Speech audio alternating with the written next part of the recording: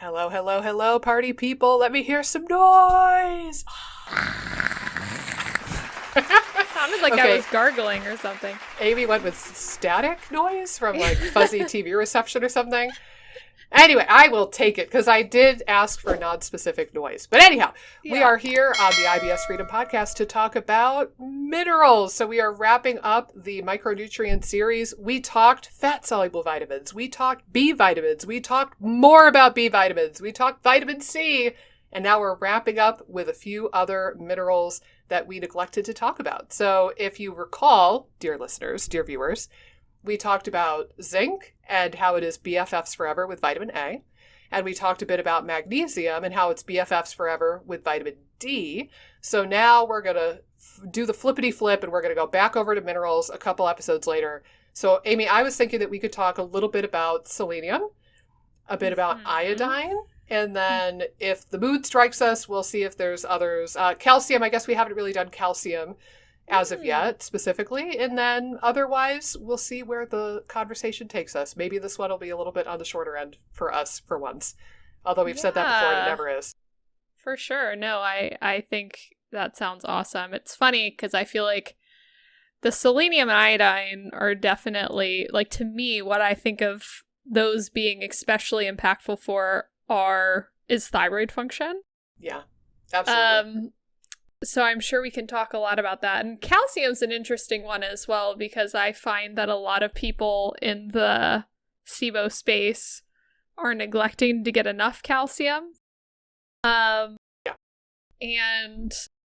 you know, it's interesting too, because there's arguments from a number of different sides where they say, oh, we actually don't need the amount that's recommended by, you know, the Academy of Nutrition and Dietetics or the government or whatever.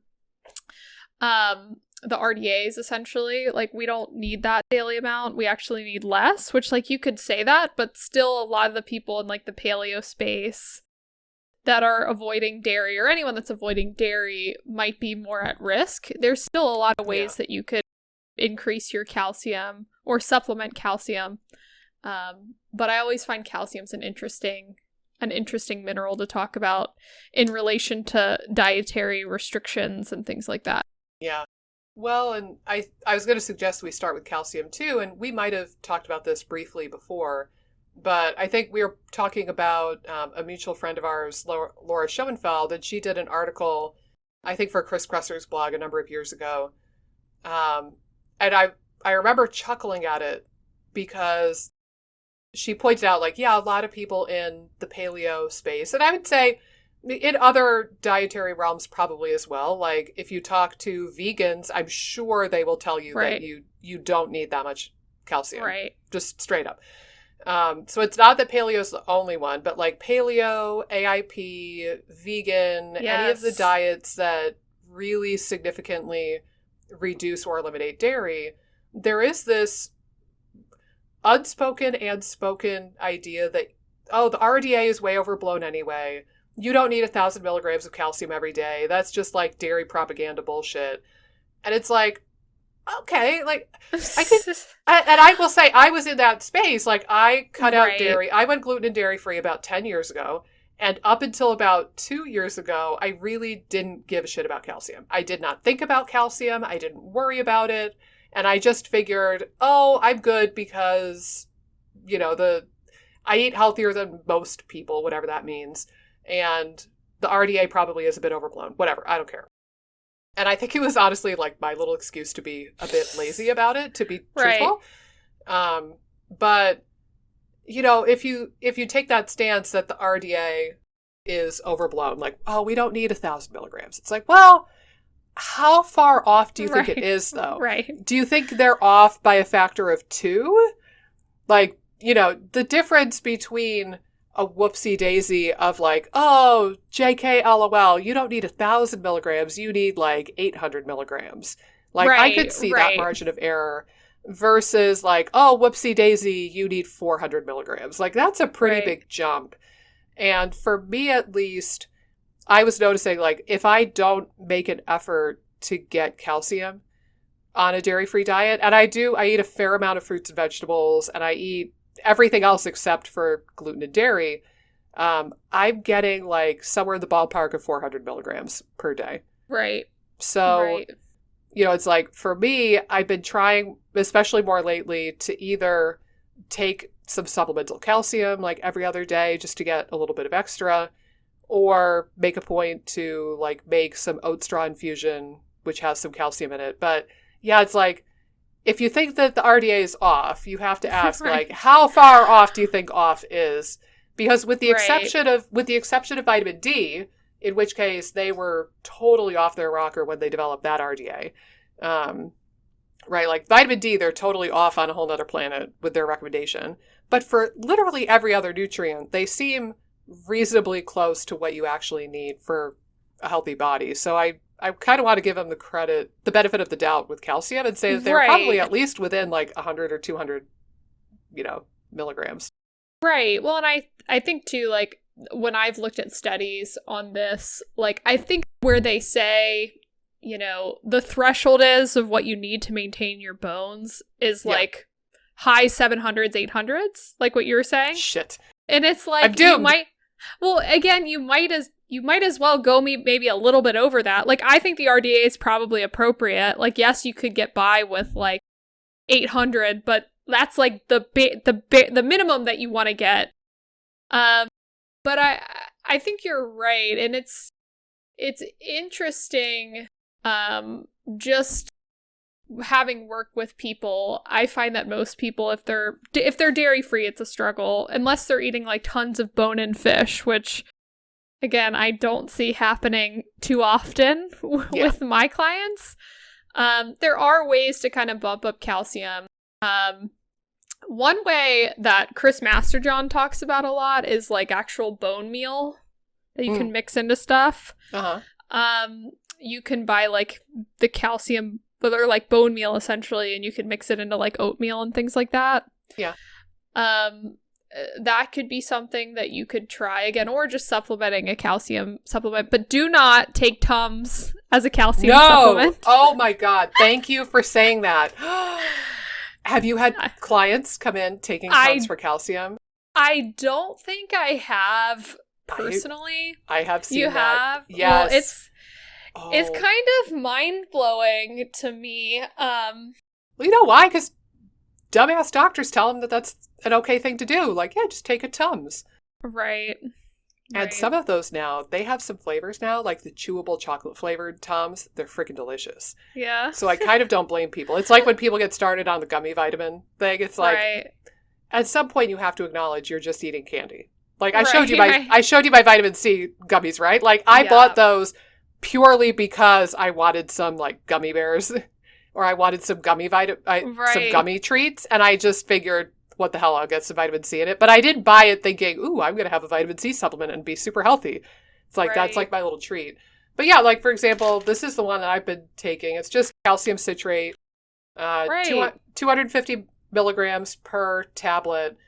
And I've been a little sloppy lately, so I'm going to just leave it on my desk to stare at me and judge me for my bad behavior. But,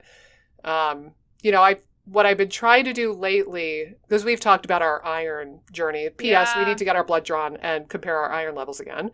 Yes. But I've been trying to do my iron supplement every other day.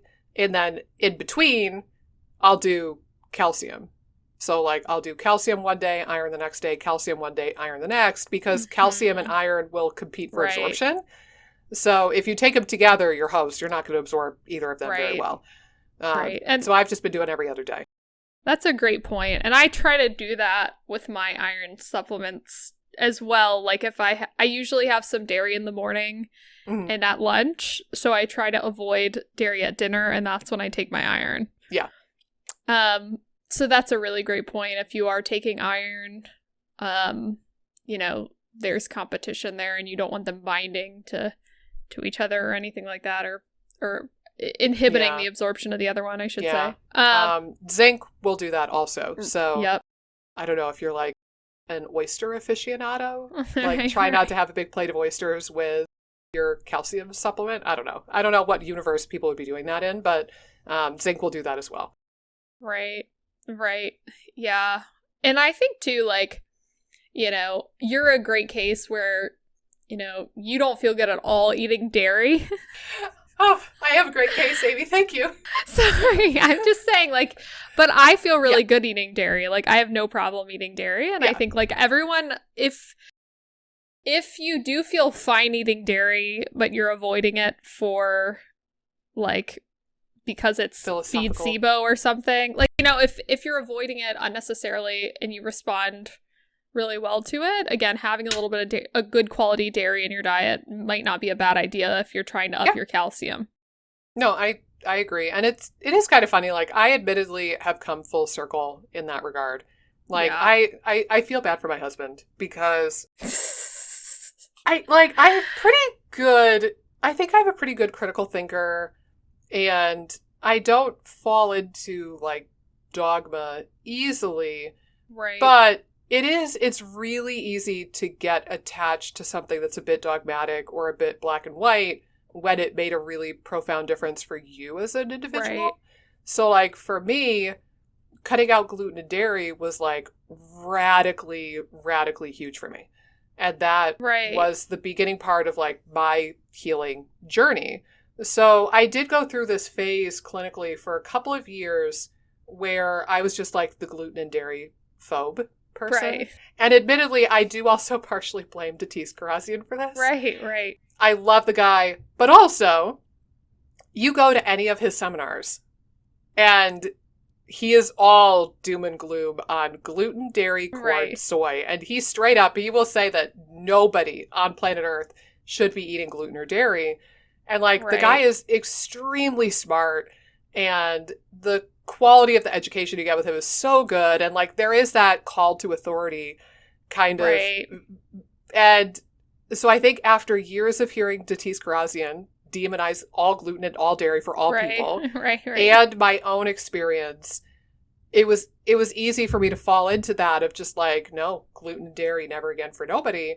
And now I've realized in more recent years that actually not everybody, but a fair amount of people can do good quality gluten or dairy in moderation. Obviously not if you have celiac disease. Don't do gluten in moderation and be dumb. And if you have autoimmunity, confirmed autoimmunity, not just hypothesized, then I would also be a bit cautious reintroducing those foods. But my poor husband was a victim of this. We did some food sensitivity tests. It showed some reactivity to gluten and dairy. I said, oh my God, these are going to kill you. Exaggerating, but you get the idea, oh my God, we have to go gluten and dairy free. And the poor man has been 100% gluten and dairy free for 8 years. And now only in the more recent time frame, the last year or so, I encouraged him to try a little bit of gluten and dairy. And it turns out dairy he doesn't do well with. He agrees with me now. Mm-hmm. He's yeah, if I eat more than one serving at a time, he'll get all congested and phlegmy and just not feel really good. Yeah. But gluten he can actually do with no issues whatsoever. So now if we go to Wegmans, he'll get, because sometimes we'll go there for dinner, plug to the Wegmans fans in the world. Right. But he'll get an actual sub with a wheat bun. Oh my God. And he's totally fine. And it's given him a lot of flexibility and a lot of freedom in his diet. We still don't eat it at home because we have to keep the kitchen non-contaminated for me. Right. And just it's easier to cook the same meal for all three of us. So we still are a gluten and dairy free house. But then when we go out, my husband and daughter can eat a bit of gluten and dairy and be totally fine. Yeah, but I do think dairy gets demonized a lot of the time.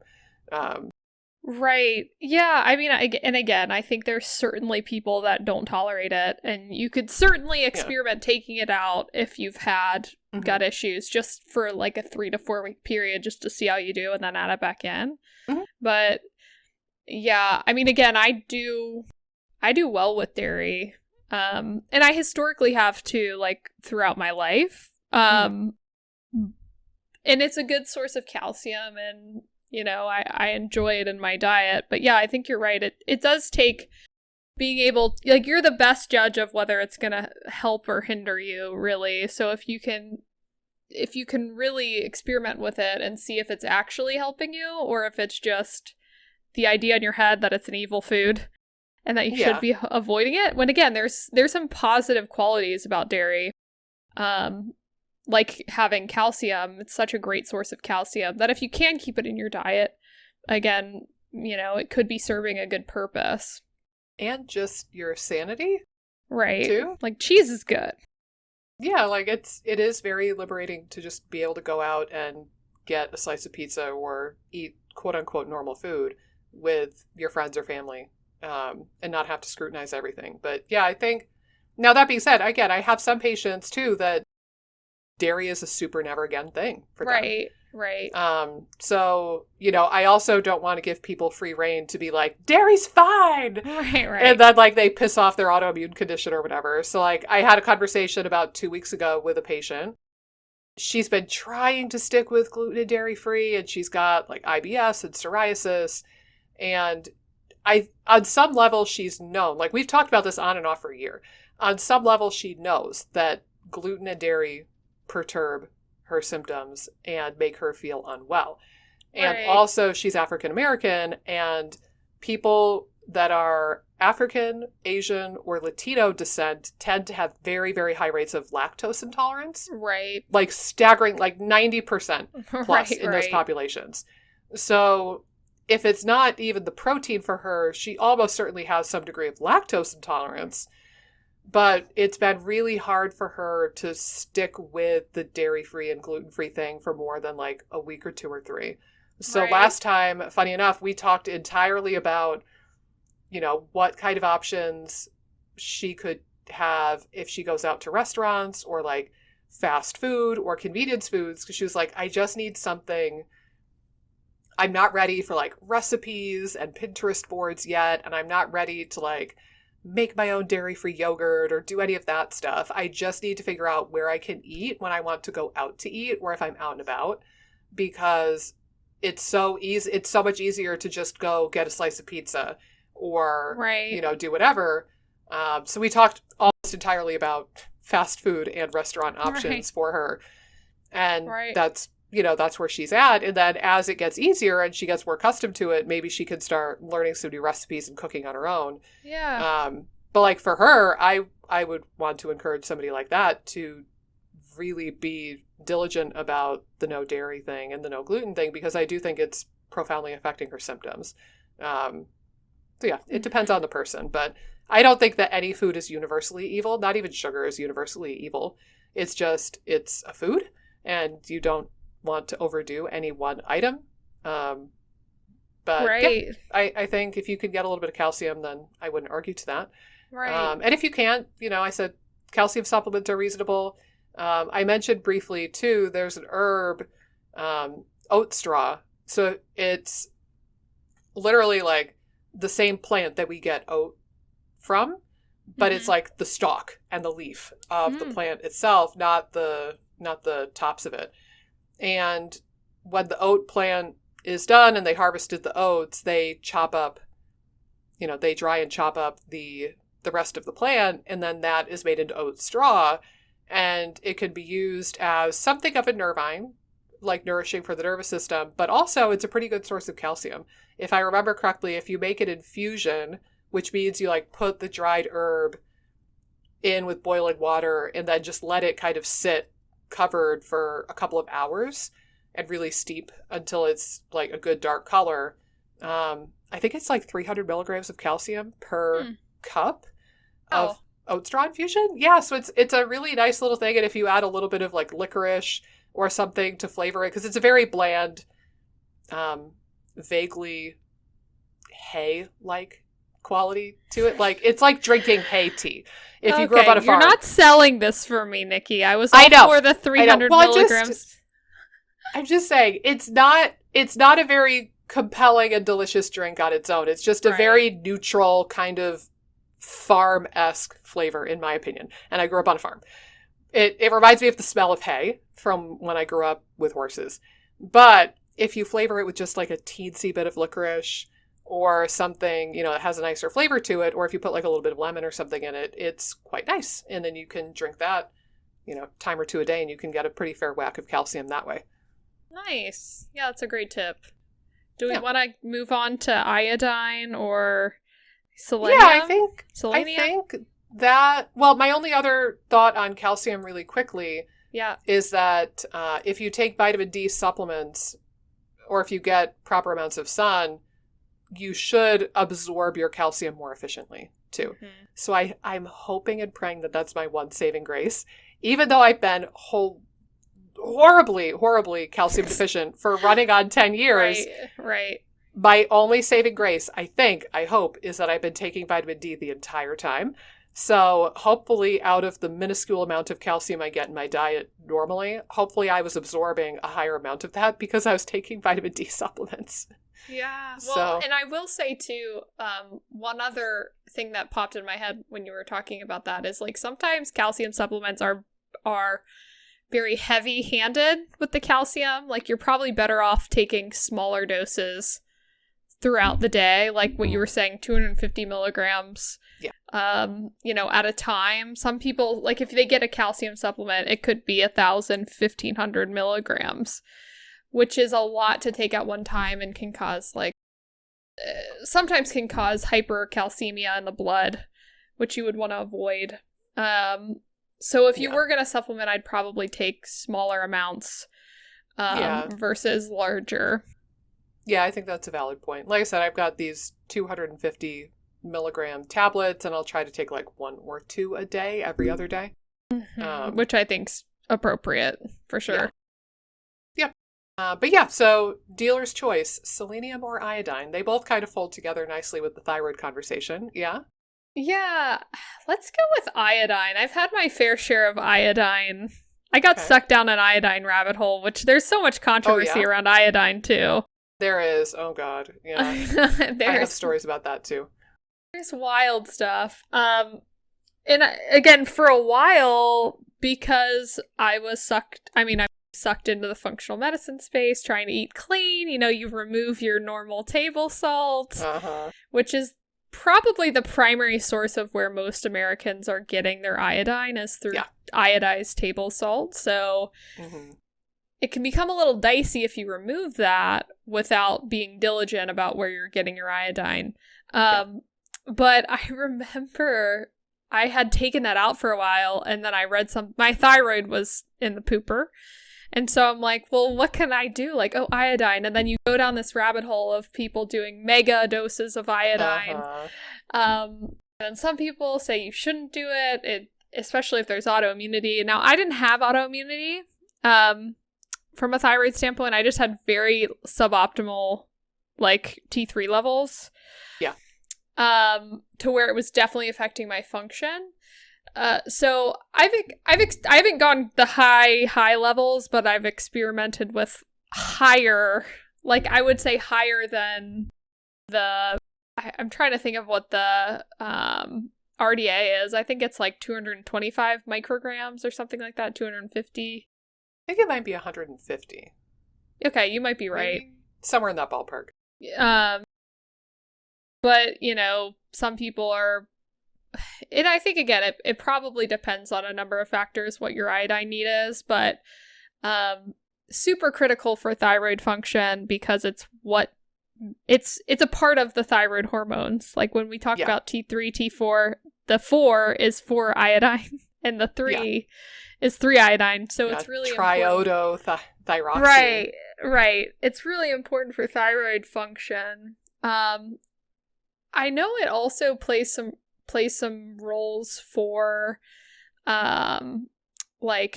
egg formation. I've heard about that now that I'm researching fertility things. That it does help with kind of egg formation and can help with fertility. But yeah, I think again the biggest reason I would look into someone's iodine levels is mainly from a thyroid standpoint. Yeah. And making sure they're getting enough iodine in their diet. But yeah, I'm curious to hear if you've had anyone taking mega iodine. Not that I can think of. Okay. So I'll spill some tea in my normal fashion. Yeah. So are you familiar with the supplement company Standard Process? Yes. Yes. So I have many assorted opinions on Standard Process because they really make a point to get their hooks in you as a chiropractor when you're in school.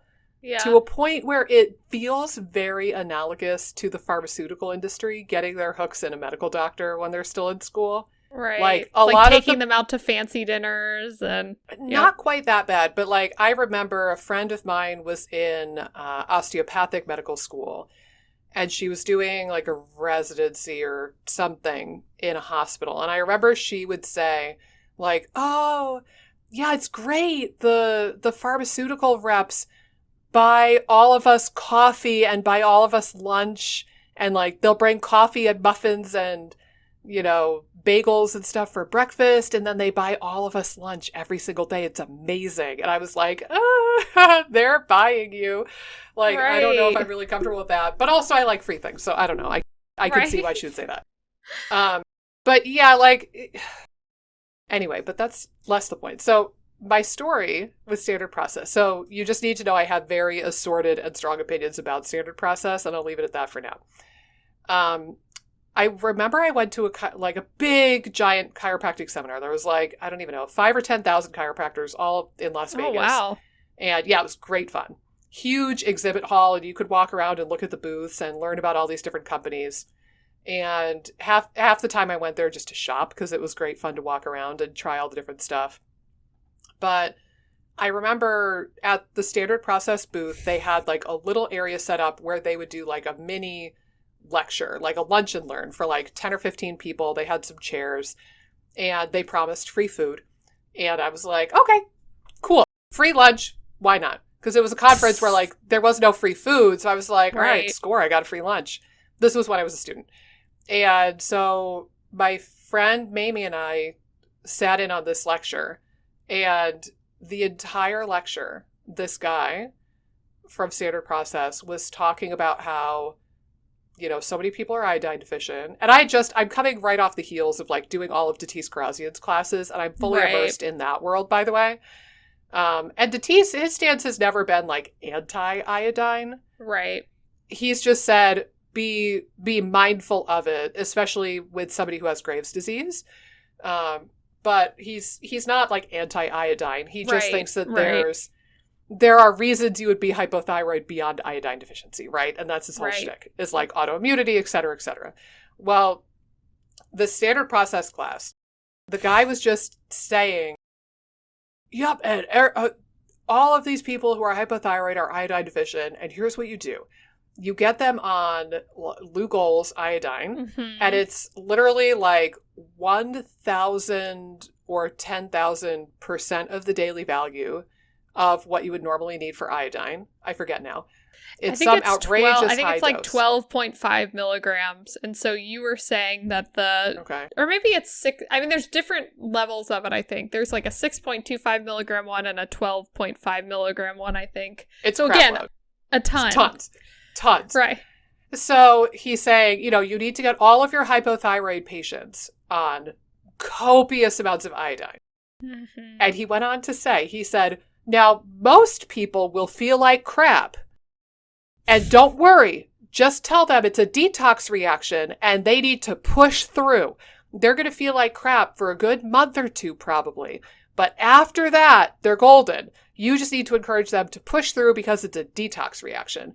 And internally, I was screaming because I'm like, oh my God, no, this is probably like, if you see a high rate of people having quote unquote detox reactions, you're probably actually flaring up their autoimmunity, and you're just oblivious and stubborn and dumb, and you're probably harming these people.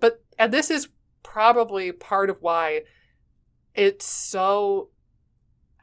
I really tread lightly when I talk about detox reactions and Herxing reactions, because I think those terms get thrown around really willy-nilly. Yeah. Die-off reactions are a real thing, but it's a very specific thing. It's not like you can't take like a bunch of iodine or a multivitamin and get a true die-off reaction or a detox reaction from that necessarily. Well, there's a lot of nuance to this conversation. But anyway, so I was horrified. Well, so I was so bothered by this and I was so concerned. And meanwhile, everybody else, all the other chiropractors in that lecture, they're writing down notes like, oh, this is pure gold. I'm going to do this with everybody I see for the rest of my clinical career. And I was like, ah! So I went home after that conference. I got the contact info for the rep that was at the event. And I actually sent a couple of academic papers, like published literature on this. And I said, I attended this class by this person, and I'm really, really concerned that they are sharing dangerous information. And you really need to be mindful of the fact that 90% of people with hypothyroidism are autoimmune, and you could be running the risk of doing something bad with their autoimmunity. And I think that there needs to be at least some conversation in that presentation about the autoimmune thing. Please, please, please get this information to the presenter. And I don't remember now because this was like 12 years ago. But I think if I remember correctly, like they got back to me. I think the presenter maybe got back to me and was basically like, it's cool. I'm just going to keep doing it my way. But thanks. Right. It was something very dismissive if I remember correctly. So anyway, I do think being cautious with iodine in autoimmune situations can be useful.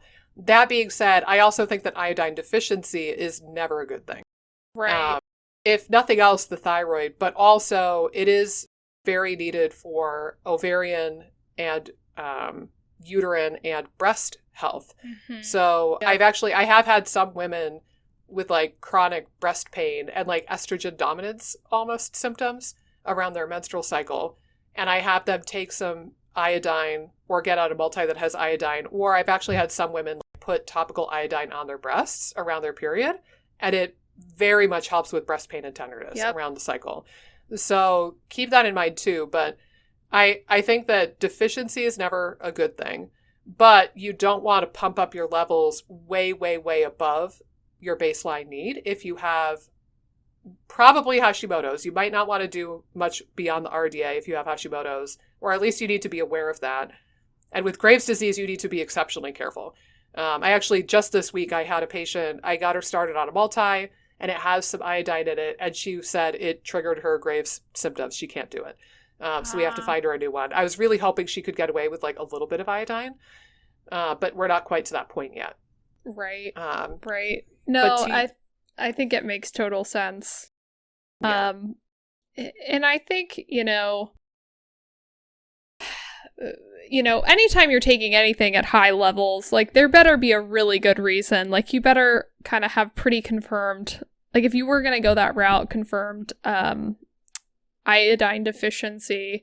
I know there's been some discussions that I've heard from people where like, if you're getting really nuancy with it, that if you eat more goitrogens, which again, goitrogens basically prevent iodine absorption by the thyroid is essentially what goitrogens are. So they're compounds within food that kind of prevent iodine absorption. And again, they get a lot of press, and I don't think you should really be avoiding these foods unless you eat them at insane levels. Yeah.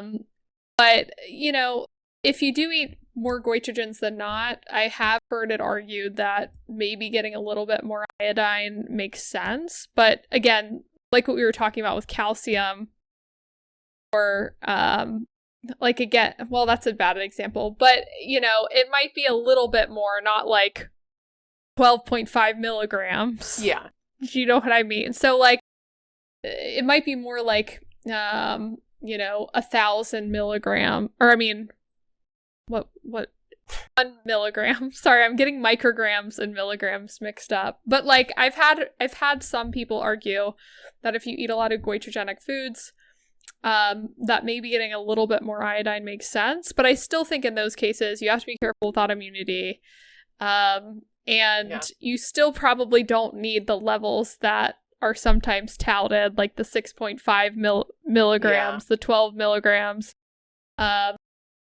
And again, I think anytime you're going over like 1 milligram, you should probably be working with a practitioner, not doing anything on your own. Yeah, I probably would agree with that too. Right. But yeah, I think, it's like so many other things, right?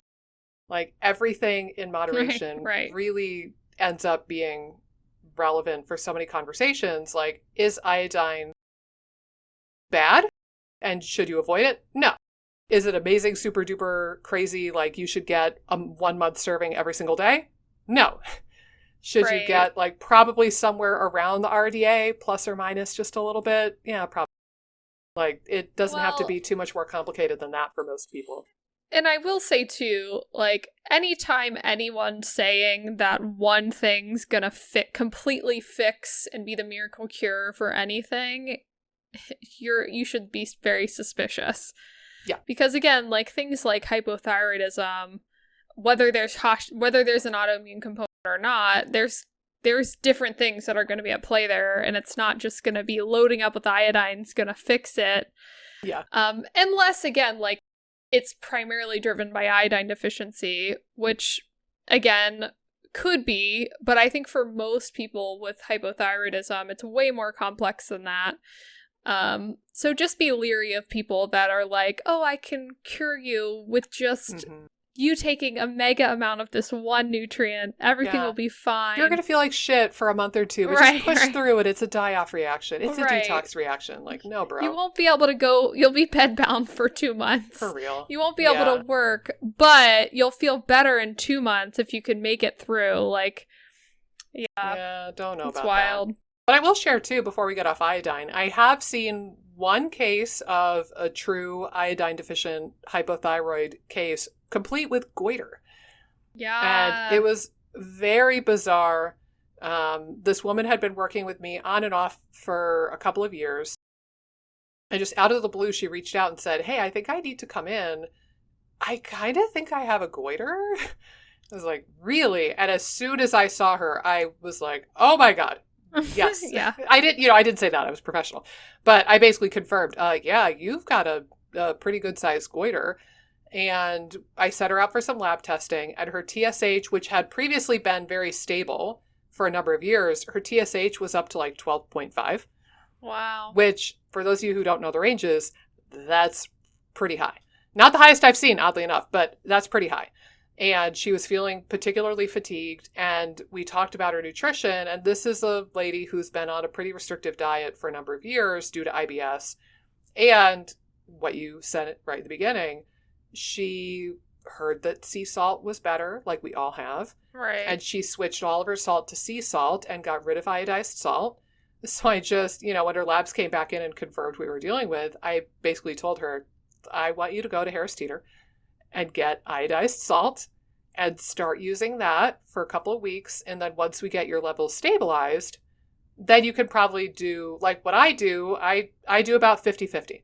So I like the big chunks of sea salt, like the crunchiness. So we have like a sea salt grinder, and I'll put that on top of food, like where I want a little bit more salt and crunch. But if I'm baking or like, making broccoli or something, like steaming something and I'm putting just a little bit of salt on a vegetable, or like here at the office, it's running low, but I do have a shaker here. I need to take this home, speaking of which. I use iodized salt. Right. So roughly 50% of my salt probably is iodized, and the other 50% is the crunchy, delicious sea salt. And then I get a little bit of both worlds. Right. But I think that's a happy place. I was just going to say, a happy place for most people, I think. Yeah, for sure. I think you can get it through your diet from iodized salt. You can also get it from seafoods, sea vegetables. Seaweed snacks? You got some seaweed snacks, girl? I do. Good job. I'm sad, though, because they don't list how much iodine is in a package. They only list, like, calcium, vitamin C, vitamin D, or something. They only list, like, 4 things. Yep. D, calcium, iron, potassium. And there's, 0%, 0%, 1%, 1%. Right. But, nonetheless, I do, I love seaweed and I love sushi. So I keep these here for like a crunchy snack. So yeah, seaweed. You can also get this really thick seaweed called kombu, like at Asian grocery stores, and it's not something that you would just crunch on like a chip like that, but you could get this thick kombu seaweed, and you could put it in like soups and stews and broths, cook it, and then kind of like a bay leaf, you could just take it out when you're done cooking it, and then that can give you some iodine also. Cool. Yeah. Should we touch on selenium a little bit? You want to jump into selenium? Yeah, I feel like selenium is a little bit of a simpler creature in a way. I think it gets the most press for thyroid function, but I also want to make a point of saying it's also really critical for glutathione function. Mm-hmm. So if you want to control or dampen inflammation, and if you want to prevent things like autoimmunity and heal your leaky gut and keep your brain healthy, then glutathione is pretty darn important. And you need selenium to ensure proper glutathione levels. So those are the two big things that I think about with regards to selenium, personally. Yeah, me too. I think you hit the nail on the head. And I think, like, typically, are there any populations that you worry a little bit more about with selenium than others? I'm not sure because I don't test for it very often. A lot of these nutrients like folate, B12, vitamin D, vitamin A, thiamine, I had a lot of feedback because I test for them pretty regularly. Right. Let me look. I don't even know if selenium is on the NutriVal. Let me look because I actually got one done a couple months ago so I could weigh in on it from my own results. I don't see it very much. Yeah. How about you? Is there like any particular population or symptom profile that would make you worry about selenium deficiency more so? Not really. I would say, there can definitely be sources of selenium you can get from both plant and animal foods. Mm-hmm. One Brazil nut a day. Right. So you could, if you were vegan or vegetarian, I think you could get by relatively easily by making sure you're getting things like Brazil nuts and other plant-based sources of selenium in your diet. But I wouldn't say, like, based on what I'm seeing most of my clients eating, I wouldn't be overly concerned about selenium. Mm-hmm. But that being said, I know that, like, soils being depleted like over time, like I think minerals in general across the board are probably being more depleted in our soils than we realize. So I don't know, it's interesting that you haven't tested. Like, I'd be curious, like, how prevalent a selenium deficiency would be. Well, and I do stand corrected a little bit. So they do test whole blood selenium on the NutriVal. Mm-hmm. So it's probably, I haven't seen it come up enough times that I've focused on it very much. I think I usually encourage people to eat selenium-rich foods if they have lower levels of T3 and like thyroid insufficiency, or if they have confirmed like low levels of glutathione. But like I'm looking here and mine was fine back in March when I did this NutriVal on myself with pretty minimal thought behind it. I don't really think about selenium a whole lot because, like you said, there's plant and animal sources. So if you have a well-rounded diet, you should get selenium. I will say also, selenium is one of the minerals that can be helpful for viral infections. So, maybe if somebody had like chronic reactivated EBV or, long haul COVID kind of issues, or if they have an active infection, I would consider beefing up selenium and zinc simultaneously, and vitamin A and vitamin D. Like, I would go wild with all of those. And I do keep a bottle of selenium and a bottle of zinc in my cabinet in the kitchen back home so that if we start to get some sort of viral infection, we can start taking them right away. But yeah, on a day-to-day, I don't think people need to worry about selenium too much. And it's usually pretty well represented in most good multivitamins. Which is an added bonus. But this NutriVal does remind me of one mineral that we almost neglected that we can cram in real quick. Copper. Yes. Mm-hmm. And this is good to talk about since I just kind of mentioned zinc. So especially in the COVID era of the world, when COVID hit, what did everybody do? They went out and they ran and bought all the vitamin C and all the zinc off the shelves.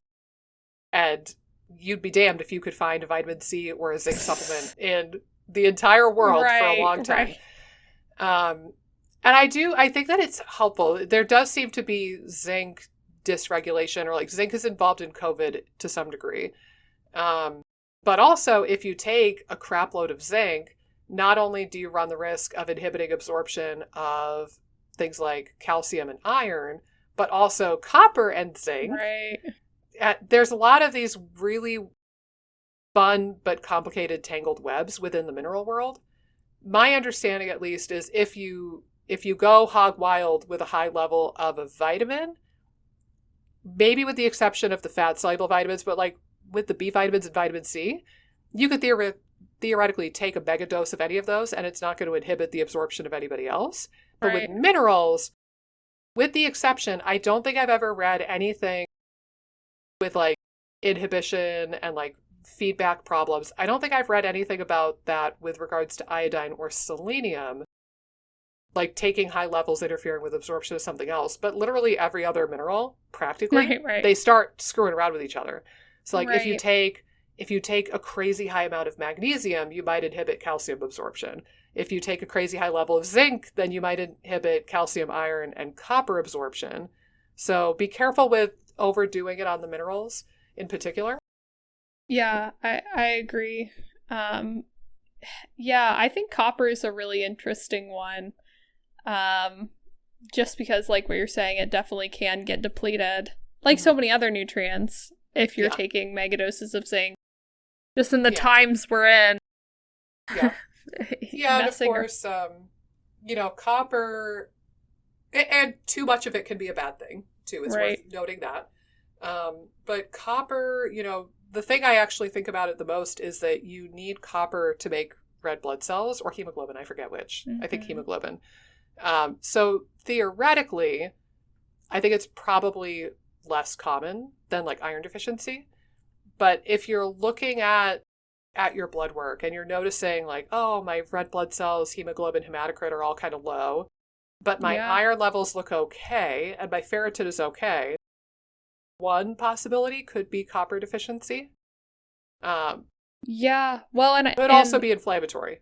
But well, and I would say too, like iron deficiency can be secondary to copper deficiency because copper is needed to absorb iron and to transport it. So like copper is really important for iron metabolism. So like sometimes if you have iron issues, like if you do have some low iron, looking at copper can be an interesting factor. Again, there's so much nuance you could go down with some of these minerals because there is so many interactions. Yeah. But if you've taken zinc or something for a while, or there might be some reasons that your copper is depleted, and it could be related to iron deficiency as well. But yeah, I think with copper, it can be really interesting how it interacts with some of these other minerals. Yeah. And interestingly enough, I just pulled up my NutriEval again. It's funny because, like, I think of these things with patients, but sometimes it's hard to be objective about your own stuff. Right. Looking back at my NutriEval from early March, my copper was a little bit suboptimal. Not in the red zone, it was in the yellow zone. Like, you know how they give, like, green, yellow on either side, and then red on either side of that? Yep. I was in the yellow zone for copper. And we've been talking for the last month or two about iron deficiency, so the plot thickens. Maybe I need to think just a teeny bit more about copper. Maybe just eat a little bit more of that chocolate that you have in your office. This one? Yes. Done. Sold. It's just so big. Sweet. You hear that, my darling? It is. It's the Pound Plus bar. Oh my gosh. Oh, goodness gracious. I am going to keep that in mind. You heard it here, folks. My dietitian told me to eat more chocolate. Love it. And I'll get some magnesium. It'll polyphenols. Yup, it'll bring joy to my heart. All right. Yep. I'm in favor of this. But yeah, looking back at this, I think otherwise my minerals were pretty all right, but trusting the forgotten one, copper. Right. Yep. Cute little copper. Yeah. Well, it gets a bad rap though. I think more often when I hear about copper from patients, I've had numerous patients who are deeply, deeply concerned about copper toxicity and trying to pull it out of the body. And I will admit, I am not like a hair mineral analysis expert. I haven't gone down that rabbit hole to any significant degree. So maybe there's some stuff in that world that I'm not aware of, but you do need some copper. Right. It's just it ideally should be in balance with everything else. Isn't Copper the name of the fox in The Fox and the Hound? Maybe. That is the most random thing we've ever said on this podcast, but you might be right. I feel like I don't know. It's been like 20 years since I watched that movie. I'm trying to think of what the dog's name is. Well, we have the power of the Google, my friend. I think it's Copper. It has to be Copper. Fox's name. Fox and the Hound. 1981 American animated movie. All right, let's see. Plot. Oh, Copper. No, Copper's the hound. Todd is the fox. Is it Copper or Cooper? Oh, no, Copper, you're right. Oh, Todd. Yep, you're right. Oh. Remember that old lady that'd be like, Todd? Oh. You know? Now part of me wants to watch this movie again, but also, have you revisited any children's movies from like the 1980s and 90s? Because it's interesting to watch them as an adult. I either find that a lot of them are very, they would not be made today. Let's just say that. Like, I remember we watched, what was it? Maybe a year ago with our 5-year-old, we sat down and we watched All Dogs Go to Heaven. And Mike was like, "Are you sure this is age appropriate for her?" And I was like, "It's fine. I grew up with this movie. It's a classic. It was one of my favorite movies." And then you watch it and you're like, oh. Like, have you seen that movie? No. What? Oh. Well, one of the dogs is literally a chain smoker and runs a casino and is a murderer. And there's like really deeply troubling stuff in this movie. And I watched it again. I was like, oh yeah, I remember all this, but whoa, this hits differently as an adult. It's kind of like if you go back and watch, like, I think especially the 80s, like if you watch Labyrinth or The Never-Ending Story or The Last Unicorn, like anything that came out of the 80s that was made for children will give you nightmares as an adult now. And I just look back and I'm like, wow. So I want to watch The Fox and the Hound again. Do it. But I'm also wondering if it's going to be deeply troubling like some of these other movies that I've watched, but I also love them, so I'm torn. It's like the nostalgia of my youth. But then also the Disney movies, I find myself like, I want to shake all the Disney princesses. Yeah. Where it's like, Ariel, you're a child. You're 15 or 16 or whatever. You're not in love with him. You're infatuated with him. And you have the hots for him. It's because your hormones are starting to kick in, and you've got boobs for days, and you have the teeniest waist I've ever seen. You got legs now. You're just she sold her voice to a sea witch. How did that seem like a responsible decision, Ariel? And then she's going to win over the prince with her boobs.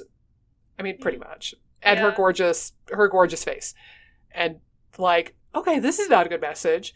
And then you watch like Beauty and the Beast, and what is it? What is the syndrome where, like, you fall in love with your captor? Stockholm. Thank you. Yeah, and you're like, oh, this is Stockholm Syndrome. Holy crap. Like, this is weird in and of itself, too. And, yeah, just all of it is very confusing when you watch these movies. But this is why I stand by my belief. Mulan is the best Disney princess that ever was, ever will be, even though she's not a princess, close enough. And that was one of the finest Disney movies ever created. Up until Frozen 2 came out. Frozen 2 is also an excellent movie. I love Mulan. Oh, so good. Although so good. My little sister, so that came out, my little sister must have been pretty young. Like, I want to say maybe like 2001, maybe? So she was born 96. So she would have been like maybe Jess's age. But 1998. I looked it up. Okay, she might have watched it later, but I'm thinking she was probably 4 to 6. Okay. And she watched that movie and was so scared because of like the hunt, or is it Huns? When they come down, the Huns, when they come down the mountain, and you're like, oh god, they're all gonna die. Yeah. Right. But that movie was is a really feat. good. That was a feat of animation too. I think I remember seeing like the after, how it was made. And I think like that was kind of the first little glimpse into anything CGI, because they had to animate the gazillions and gazillions of bad guys, the Huns that were coming down the mountain. So they did this like behind the scenes making of the movie, and they were talking about how it was like state of the art technology, CGI, right, to make these bad guys coming down the mountain. But yeah, well, that being said, I don't know how we could wrap up on a better note than talking about Mulan and the horrifying movies from the 1980s that were made for children. Tell us in the comments down below, what was your favorite children's movie from the 1980s, and did it give you nightmares? I straight up had nightmares for a very long time after watching The Last Unicorn. I stand by it. That movie is scary as all get out. I will not watch it as an adult to this day. Terrified me deeply into my soul. But tell us in the comments down below, what was your favorite child's movie from the 1980s, and did it give you nightmares? I know it did for me. And we will see you, of course, next time on the IBS Freedom Podcast. In the meantime, if you could give us a thumbs up, a subscribe, 5-star review, whatever floats your boat, whatever platform you are on, we would deeply appreciate that. And we will see you in the next episode.